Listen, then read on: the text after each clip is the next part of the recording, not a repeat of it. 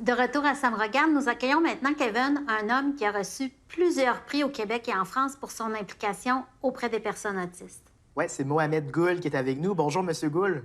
Bonjour, bonjour à vous. Oui, on a un très beau reportage à présenter un petit peu plus tard qui montre bien comment la musique peut servir aux personnes autistes, notamment à exprimer leurs émotions. Mais avant de se rendre là, on aimerait en apprendre un peu plus sur votre parcours personnel. Comment est-ce que vous en êtes arrivé à créer ce programme-là qui a été félicité de toutes parts?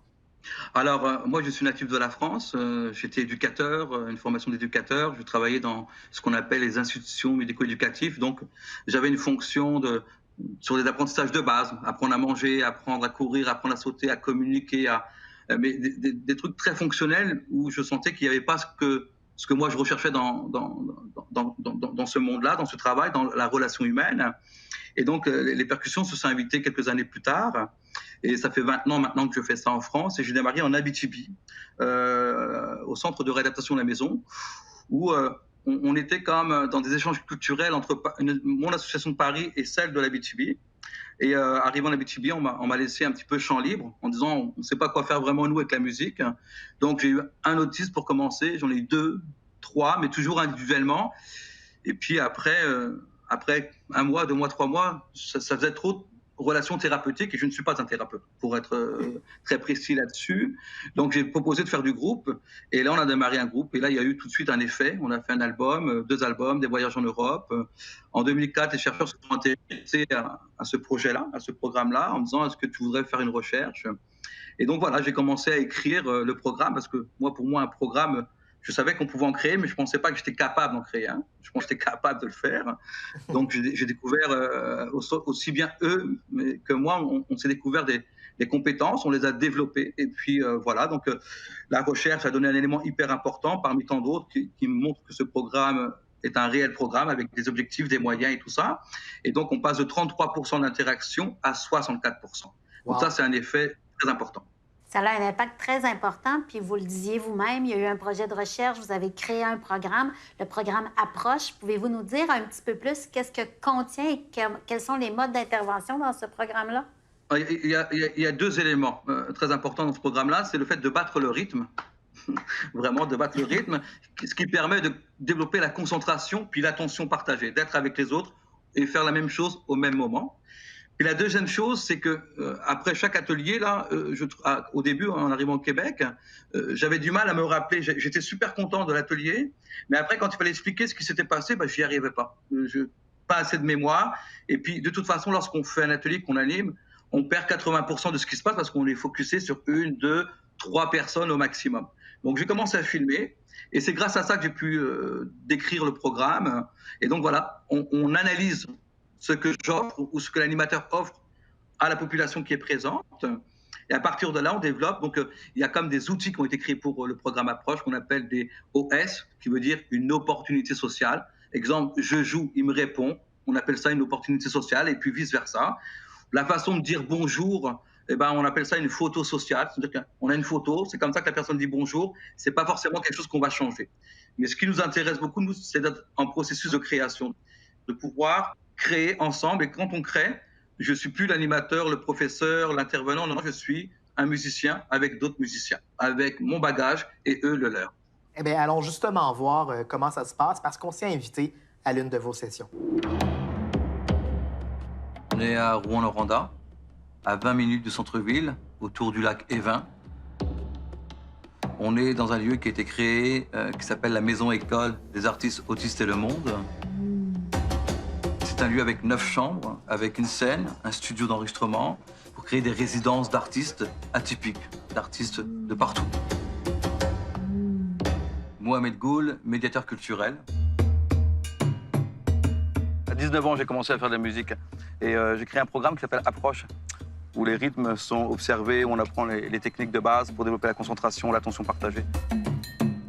Ce que le programme Approche apporte de nouveau dans la rencontre avec les personnes atypiques, c'est qu'elle permet de mettre les gens en action avec un groupe. Moi, je pars du principe que tout le monde a une vitesse de croisière de jeu rythmique. Il y en a qui vont toujours faire ça très rapidement, d'autres qui vont faire ça comme ça, très saccadé. Mais on peut toujours se comprendre à un moment donné. Puis moi, mon rôle un peu dans tout ça, c'est de de trouver le point d'ancrage là, qui permet de pouvoir communiquer avec des personnes qui habituellement ne communiquent pas ou qui ne montrent aucun intérêt à communiquer. Moi, toutes les personnes autistes que j'ai pu rencontrer dans ma vie, j'en ai pas vu un qui ne voulait pas communiquer. J'ai pas toujours su, à tous les moments, communiquer avec eux, mais je savais que c'était possible. Donc c'est un petit peu l'objectif de mon travail au quotidien, de trouver le point d'ancrage, de trouver la bonne porte pour pouvoir dire, OK, là on a quelque chose.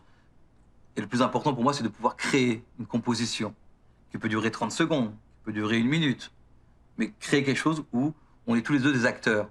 Je ne suis pas là comme prof, je ne suis pas là comme intervenant. Dans la création, on est 2 êtres qui créent ensemble. Donc il n'y a pas de statut, d'autorité ou quoi que ce soit à ce niveau-là. Et je trouve ça hyper important. Ça dépend des personnes, mais je dirais que très rapidement, en 2-3 mois, on peut voir des effets déjà. Puis après, pour d'autres personnes, ça peut prendre 2, 3, 4 ans. J'en ai aussi dans mon entourage, des personnes, entre autres ma collègue Lucie, qui travaille avec moi depuis 5 ans maintenant et plus.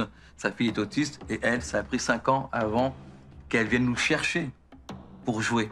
Au départ, ça a toujours été nous. Lucie Beauregard.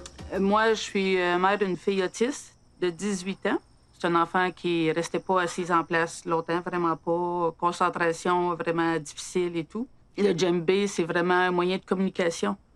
Tellement, au début, on avait de la misère à sa concentration, de la misère à ce qu'elle reste assise avec nous. Maintenant, facilement plus d'1 heure qu'elle va rester avec nous, qu'elle va rester assise, qu'elle fait la musique. À l'occasion, elle va se lever pour aller à la salle de bain ou quelque chose, bien, elle revient s'asseoir puis elle veut continuer. C'est elle-même qui veut continuer à jouer du djembé.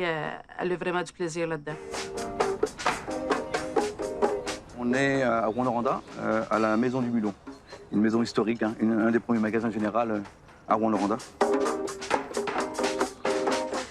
On se prépare pour une activité tam-tam qu'on appelle les dimanches tam-tam, un peu, pour ressembler un petit peu à ce qui se passe à Montréal, au Mont-Royal. Et aujourd'hui, j'ai mon ami Johan, que vous allez sûrement voir, là, qui joue du drum avec moi. Ça fait 20 ans qu'on travaille ensemble, 2 albums, plusieurs voyages en Europe, et on poursuit. Voilà, c'est mon acolyte de l'Abitibi-Témiscamingue. 1, 2, 3, 4. John Sirard, j'ai 45 ans. Je fais de totis, jumping, de la batterie. Ça fait 20 ans qu'on se connaît. C'est vrai? On fait des prestations comme ça publiques, donc c'est vraiment... C'est un artiste avant tout, Johan. Et c'est un petit peu l'idée aussi de faire reconnaître cette population atypique comme artistes qui font partie du patrimoine culturel. 2 drums, guitare, bass, une dizaine de djembés. Johan prend un drum. Mais aujourd'hui, ce qu'il a fait, il m'a accompagné pour animer une population qui est celle de Rouyn-Noranda. Et puis, c'était un projet avec La Mosaïque, une association interculturelle. Donc voilà, la table était mise pour la rencontre. Et c'est là que je vois que l'inclusion des immigrants, l'inclusion des personnes dites handicapées ou avec un handicap, à certains égards, quand on parle de société, ben, l'art peut répondre à ces 2 besoins. Aujourd'hui, c'est ce qu'on a vécu. Et pour moi, c'est le plus beau cadeau que je peux vivre avec mon ami Johan. Johan! Mon chum, toi! Emmanuel Laurent. Donc, je suis venu comme d'habitude pour participer, donc pour passer un bon moment avec les gens et puis l'inclusion, pour voir tout le monde et avoir un bon moment avec des gens, pour taper du djembé. Donc le djembé, ça bat au rythme du cœur. On a tous un côté musical, je pense, parce qu'on a un cœur qui bat. Et ton cœur bat et le poum-tac, hein, c'est comme le rythme du tam-tam. Donc je suis venu presque pour ça, exactement. Et mon nom, c'est Ronald Sirard. J'ai un fils qui s'appelle Johan Otis. Et je veux que Johan sorte de chez nous. S'il ne se passe rien avec, dans la région, autrement dit, ben, ton enfant est dans la maison chez vous, puis il ne sait pas quoi faire avec. Et il regarde la télé, il se berce d'une chatte partisane. Il ne bouge plus. Rendu à 21 ans, je trouve qu'il n'y a rien pour ces enfants-là. Mohamed, pour nous autres, c'est une bouée de sauvetage. Vous le mentionniez juste avant le reportage, il y a des chercheurs qui se sont intéressés à votre programme et qui vous a permis de le créer, de l'officialiser. Et là, il y a une équipe de chercheurs de McGill qui s'intéresse à nouveau à votre programme et qui va permettre de faire des observations sur les aptitudes que les personnes autistes acquièrent lors de vos ateliers. On sait que la musique est très bonne pour les personnes autistes, pour les autres personnes aussi, la musique. Mais là, on parlait dans les écoles, il y a vraiment un clivage entre les personnes dites handicapées ou avec un diagnostic et les personnes du régulier. Et l'idée, c'est de faire un projet, un atelier, parce qu'on parle beaucoup d'écoles inclusives. Oui, les lieux sont inclusifs, mais est-ce qu'il y a tant de méthodes ou de programmes qui permettent vraiment que les gens se rencontrent dans ce qu'ils sont? Il n'y a pas grand-chose. Je ne veux pas être négatif ou alarmiste, mais il n'y a pas grand-chose dans la rencontre, d'en prendre le temps. Voilà, donc l'idée, c'était ça, de mélanger des élèves du régulier, puis des personnes autistes, et de vivre 15 rencontres, et pour voir un peu comment eux, ils vont se rencontrer. Nous, on est là vraiment comme médiateurs avec le programme, avec les exercices que tout le monde fait. Et puis là, ils apprennent on voit les personnes autistes regarder les neurotypiques, ils disent « Hey, mais il est en train de m'imiter, là !»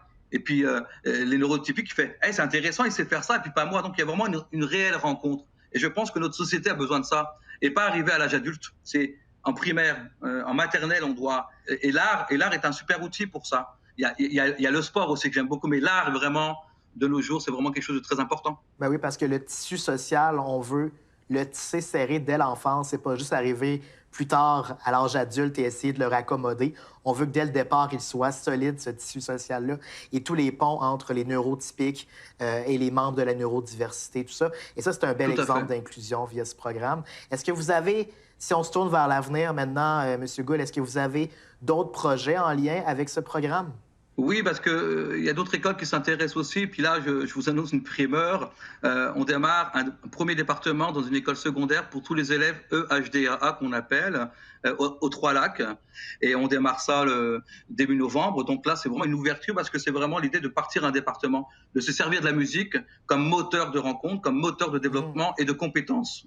Je pense que c'est un très bel exemple de ce qu'on peut faire socialement pour permettre aux personnes qui sont autistes ou qui ont aussi d'autres handicaps d'interagir avec les gens, d'apprendre à communiquer différemment et surtout de le faire dans un modèle qui n'est pas médical parce que souvent, on s'attarde beaucoup aux activités quotidiennes, à ce qu'on doit faire dans une journée. On n'est pas beaucoup sur les autres aptitudes qu'on doit développer. Fait que félicitations pour votre programme, félicitations pour ce que vous faites. Merci. Puis là, on poursuit. Je suis à Rambrou aussi. On travaille avec l'Opéra. Je suis médiateur à la Place des Arts. Donc, ça se développe et on souhaite former d'autres intervenants. Pour l'instant, on est 4 personnes qui utilisons ce programme-là.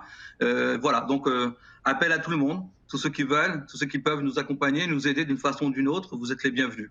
On vous souhaite longue vie. Merci beaucoup. On mettra les informations aussi sur amitélé.ca. Merci Kevin. Merci Véronique. Merci beaucoup. C'était très apprécié.